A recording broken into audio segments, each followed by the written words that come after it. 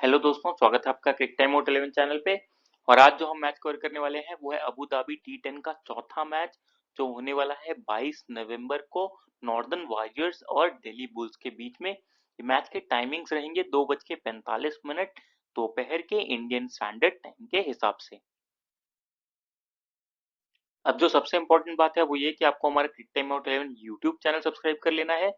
वहां पे आपको डेली बेसिस पे मैच का वीडियो और अपडेट्स मिलता रहेगा। साथ ही साथ आपको हमारा cric time out 11 Telegram channel भी ज्वाइन कर लेना है। तो कोई भी लाइव अपडेट जैसे टॉस रिजल्ट, पिच रिपोर्ट, कोई भी प्लेयर टीम के अंदर आता है, कोई भी प्लेयर टीम से बाहर जाता है, फैंटेसी साइट्स की टीम, ये सारी इन्फॉर्मेशन आपको हमारे टेलीग्राम चैनल पे मिलती रहेगी। तो इसलिए हमारे दोनों सोशल मीडिया अकाउंट्स को जरूर से ज्वाइन कर लें। अब मैच वेन्यू और पिच एनालिसिस से पहले मैं आपको इन्वेस्टमेंट स्ट्रैटेजी बता दे रहा हूँ। ये जो टी10 मैचेस हैं ये बहुत ही रिस्की होते हैं स्मॉल लीग्स के लिए, लेकिन इनमें ग्रैंड लीग्स लाना उतना ही आसान होता है। तो स्मॉल लीग्स के लिए क्यों रिस्की है? क्योंकि प्लेयर्स को लेके एक्सपेरिमेंट बहुत करा जाता है। कोई भी प्लेयर प्रमोट हो जाता है, कोई भी मेन बॉलर उसके ओवर कट जाते हैं, और पार्ट टाइमर कोई भी बॉल डाल सकता है अगर उसने पहले ओवर में विकेट ले लिया हो। तो ये सारी अनप्रिडिक्टेबिलिटी रहती है, इस वजह से स्मॉल लीग्स के लिए ये थोड़ा सा खराब मैच होता है खेलने के लिए इन्वेस्टमेंट पॉइंट ऑफ व्यू से। लेकिन ग्रैंड लीग में आप इसी स्ट्रैटेजी को या वन साइड विनिंग स्ट्रैटेजी को यूज करके आप ग्रैंड लीग जीत सकते हैं। वो जीतना कंपैरेटिवली आसान होता है ऐसे मैचेस में। तो आप क्या कर सकते हैं, तो अगर नॉर्दर्न वॉरियर्स और दिल्ली बुल्स के बीच का मैच है तो आप ऐसा कर सकते हैं कि नॉर्दर्न वॉरियर्स के ऊपर के 3 बैटर्स ले लिए और उसके बाद फिर उनके मेन बॉलर्स ले लिए, वन साइडेड विनिंग कॉम्बिनेशन बना लिया, उनके एक दो ऑलराउंडर्स ले लिए, और जो दूसरी टीम है दिल्ली बुल्स, अब उनके ऑलराउंडर्स ले लें। ठीक है, क्योंकि उनका टॉप ऑर्डर नहीं चला तभी नॉर्दर्न वॉरियर्स के बॉलर्स चले हैं। तो ऐसी वाइस वर्सा भी हो सकता है कि दिल्ली बुल्स का टॉप ऑर्डर चल गया, दिल्ली बुल्स के बॉलर चल गए, उस केस में फिर ऐसा हो सकता है कि नॉर्दर्न वॉरियर्स की बैटिंग ना चले। तो ये बात मैंने कल भी बताई थी। तो अगर आपने कल अजमान बोल्ट और टीम अबू धाबी वाला मैच देखा होगा तो वो इसी कॉम्बिनेशन पे बेस्ड था। सेकंड मैच भी ऑलमोस्ट इसी कॉम्बिनेशन पे बेस्ड था।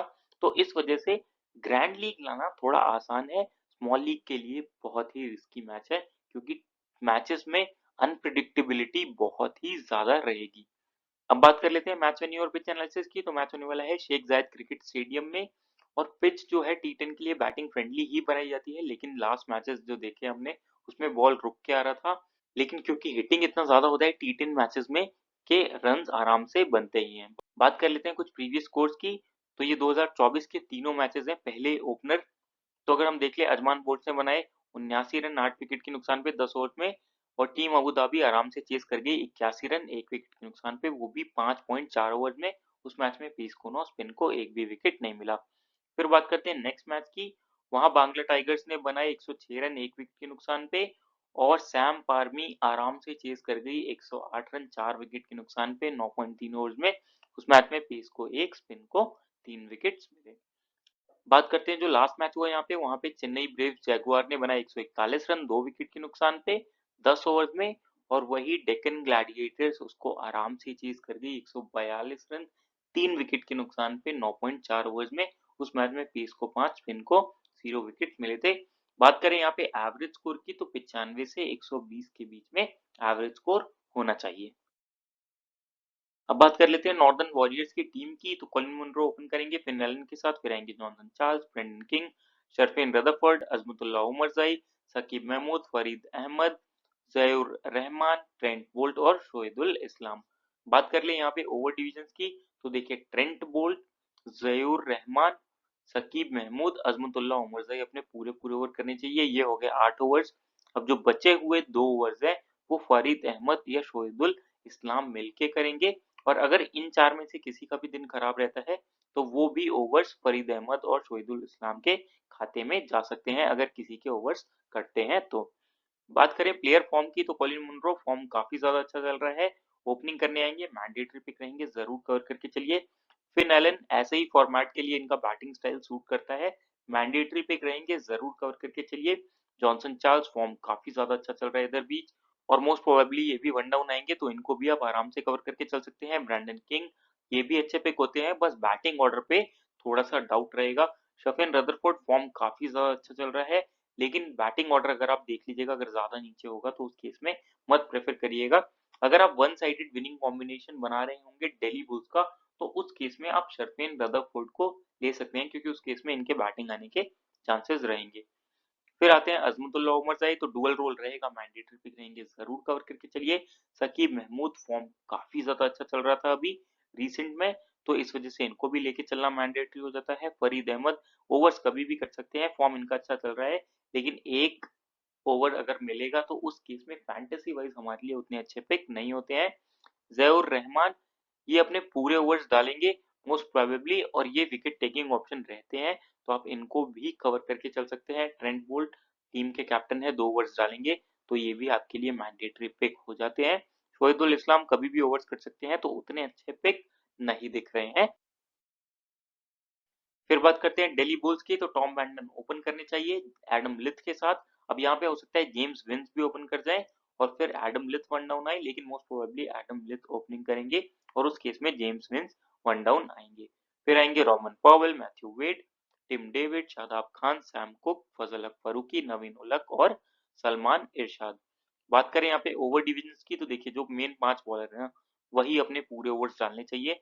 सलमान इरशाद, नवीन उलक, फजल अकबर की, सैम कुक और शादाब खान। अगर किसी का भी दिन खराब रहता है तो वो एक आध ओवर आपको एडम लिथ और रॉबिन पॉवेल करके दिख सकते हैं, लेकिन ये टीम अपने मेन बॉलर्स के साथ स्टिक करके चलती है, तो मोस्ट प्रोबेबली यही 5 अपने ओवर्स डालने चाहिए अगर कुछ ज्यादा एक्सपेरिमेंट ना हो तो। बात करें प्लेयर फॉर्म की, तो देखिए टॉम बेंटन फॉर्म काफी ज्यादा अच्छा चल रहा है, मैंडेटरी पिक रहेंगे, जरूर कवर करके चलिए। जेम्स विंस, इनका भी फॉर्म अच्छा चल रहा है, ये भी आपके लिए मैंडेटरी पिक रहेंगे, आराम से कवर करके चल सकते हैं। एडम लिथ ये हिट और मिस टाइप प्लेयर है, लेकिन क्योंकि अगर किसी का दिन खराब रहता है बॉलिंग में, तो उस केस में एक ओवर मिलने के चांसेस रहेंगे और टॉप 3 में बैटिंग करेंगे, इसलिए ये आपके लिए अच्छे पिक हो जाते हैं। रॉबिन पॉवेल ऐसे फॉर्मेट में ये भी आपके लिए अच्छे पिक हो जाएंगे, आराम से लेके चल सकते हैं। मैथ्यू वेट, तो इनका आप बैटिंग पोजीशन देख लीजिएगा, अगर ऊपर मेंशन्ड होते हैं तो उस केस में मैं टेलीग्राम चैनल पे बता दूंगा और आप वहां पे फिर इनको चूज कर सकते हैं। फिलहाल के लिए उतने अच्छे ऑप्शन नहीं दिख रहे हैं। फिर आते हैं टिम डेविड, फॉर्म काफी ज्यादा खराब चल रहा है, लेकिन T10 में हिटिंग पावर, मसल पावर देखी जाती है, और उस केस में ना ये अव्वल नंबर पे हैं, सबसे आगे हैं। हिटिंग एबिलिटी अगर देखा जाए ना इस टीम में, तो सबसे अच्छी हिटिंग एबिलिटी इन्हीं की है। तो देख लीजिएगा टिम डेविड का बैटिंग ऑर्डर क्या है, अगर बैटिंग ऑर्डर ऊपर मेंशन होगा तो कवर करके चलिएगा। फिर आते हैं शादाब खान, तो उतने अच्छे पिक नहीं दिख रहे हैं, फॉर्म उतना ज्यादा अच्छा नहीं है, और अगर इनका बैटिंग ऑर्डर ऊपर मेंशन होएगा तो डुअल रोल हो जाएगा, उस केस में आप इनको आराम से लेके चल सकते हैं। सैम को फॉर्मेट कोई सा भी हो, ये विकेट लेने की एबिलिटी रखते हैं, तो अच्छे पिक रहेंगे आपके लिए, आराम से लेके चल सकते हैं। फाजल हक फरूकी, रिसेंट फॉर्म अच्छा नहीं चल रहा है, तो उतने अच्छे पिक फिलहाल के लिए नहीं दिख रहे। फर्स्ट अगर बॉलिंग आए तो उस केस में आप ट्राई करके इनको चल सकते हैं। नवीन उलक कोई भी फॉर्मेट हो, ये विकेट टेकिंग ऑप्शन रहते हैं, मैंडेटरी पिक रहेंगे। सलमान इरशाद, तो अगर आप दिल्ली बुल्स का एक साइडेड विनिंग कॉम्बिनेशन बना रहे हैं, वन साइडेड, तो आप सलमान इरशाद को जरूर कवर करके चलिएगा, और आप इनको एज अ डिफरेंशियल कैप्टन भी कर सकते हैं ग्रैंड लीग में, तो एक ठीक ठाक ऑप्शन दिख रहे हैं ये फैंटेसी वाइज।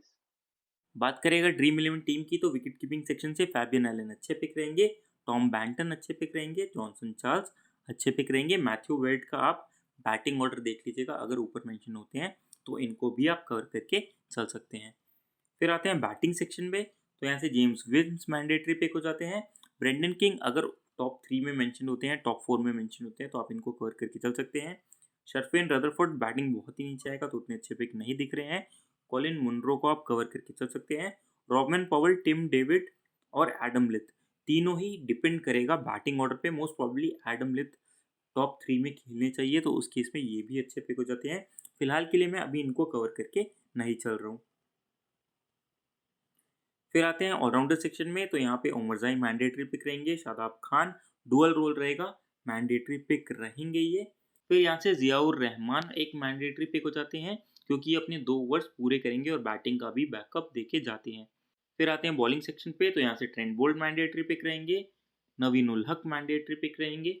आप चाहें तो नवीन उल हक की जगह फाजल हक फरूकी या सलमान इरशाद को भी लेके चल सकते हैं, सैम कुक भी यहाँ से अच्छे ऑप्शन है, तो आप किसी भी बैटर को या जियाउर रहमान को हटा के सैम कुक भी ले सकते हैं।